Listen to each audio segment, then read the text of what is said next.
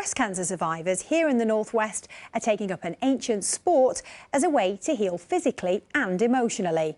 Women from Cumbria and Lancashire have formed a dragon boat club and now regularly paddle on Windermere. They're following in the footsteps of some women from Liverpool who set up the UK's first ever club. Well, I went along to meet them.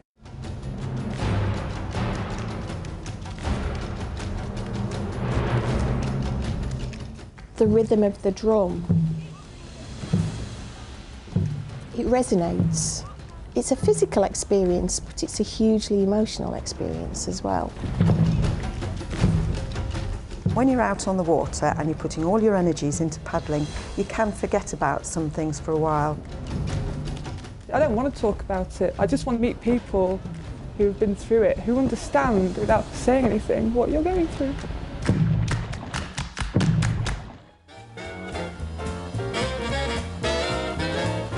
These women share a hard-earned conviction. There is life after cancer.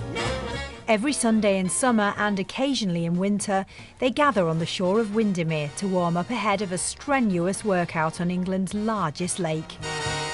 They've all survived breast cancer.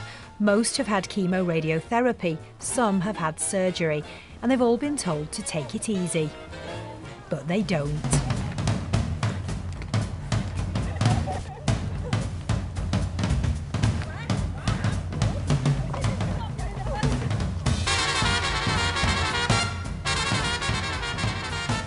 The women, from 40 years old to 80 years young, come from across Cumbria and Lancashire.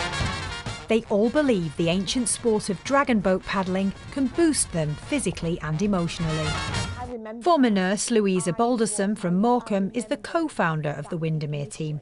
After successful treatment for breast cancer, she found her day-to-day rhythm had disappeared. You lose the pattern that you take for granted of living and of life, because clinical appointments replace your normal life cycle rhythm.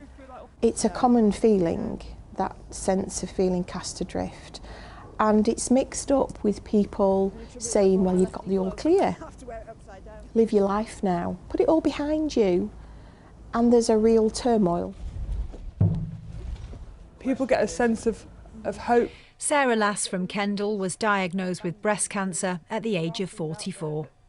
9 months of chemo, radiotherapy and surgery followed, but the suffering wasn't over. So I finished my treatment in May 2018, and my mum died the same day. Oh no. Of cancer. So it's been a pretty horrible year, actually, last year. But, you know, we're getting over it and we're moving on. But it's just really hard, actually. And I don't think anybody really talks about how after treatment you're just, well, abandoned. It feels like you've been at hospital like 2-3 times a week for 6 months, and then suddenly there's nothing there. When you can, attention.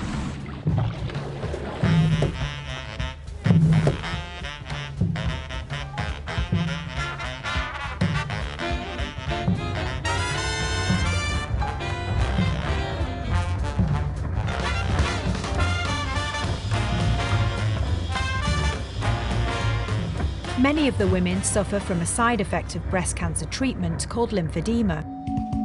When the lymphatic system is removed or damaged by radiation, it can cause an abnormal and painful buildup of fluid in the arms and legs. It affects my hands, I get pins and needles in my hands. It affects my breast, it affects the side of my body, and especially I do notice when I haven't been exercising, it does get worse. In 1996, in the Canadian city of Vancouver, Don Mackenzie, a sports medicine researcher, challenged the conventional wisdom that women diagnosed with lymphedema should avoid upper body exercise. I knew that dragon boat was a safe entry-level activity. It is upper body, repetitive, high energy, requires timing, teamwork. There's an amazing feel when you get on the water and make one of these heavy boats move in the right direction. And there's 24, 26 people sometimes in the boat together, so you're building camaraderie, a sense of togetherness, you're connected with the environment, and it's a whole lot of fun. He gathered a group of 20 survivors and found that paddling gave positive results for their health and well-being. The women formed a team called A Breast in a Boat, and the idea began to spread beyond Vancouver.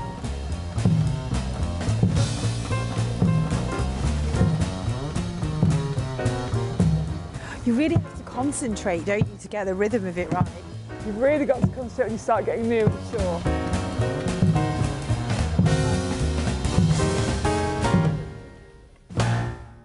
We start off up here at the Water Sports Centre. This is the woman who introduced dragon boat paddling for cancer survivors to the UK.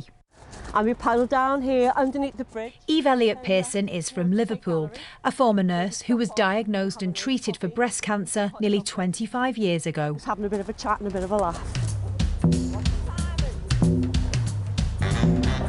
I've always gone where angels feed to church. That's what my mum would say if she was here. In 2002, Eve visited Philadelphia and saw breast cancer patients paddling in competition. It was a revelation. Pink paddlers who are actually paddling that day, that I actually witnessed it, you know, firsthand. And the joy of these women as they paddled as well. And I just knew then we needed that here. When I spoke to the women afterwards, when they got out the boat, it was such a joy to witness these women singing as they paddled down, you know. The fact that they made them feel alive, it made them feel like a warrior.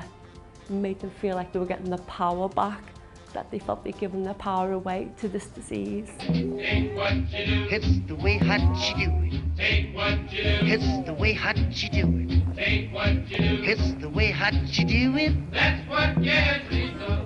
It's not a rowing action, it's a paddling action. So if you paddle on your left, you're in this position and you move, which is moving the lymph along. And if you swing over to the right, it's the same.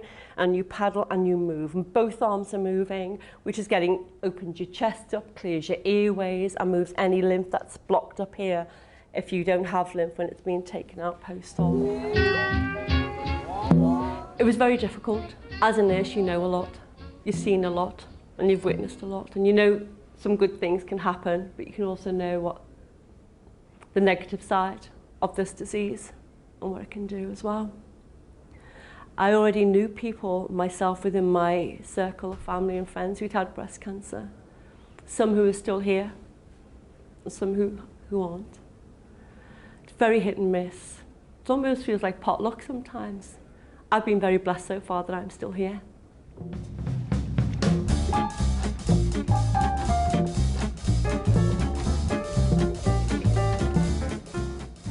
Where do you think you would have been without the opportunity to connect to all these women?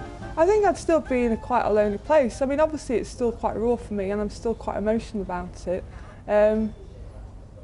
But I also know that there are people who are dealing with it a lot less well than I am. And I think that might sound a little bit selfish, but that helps as well in a way, because it goes to show that actually I am dealing with it and I am making the most of it and I'm getting through it. It's almost meditative. Your mind can go somewhere else. You forget that you've had breast cancer.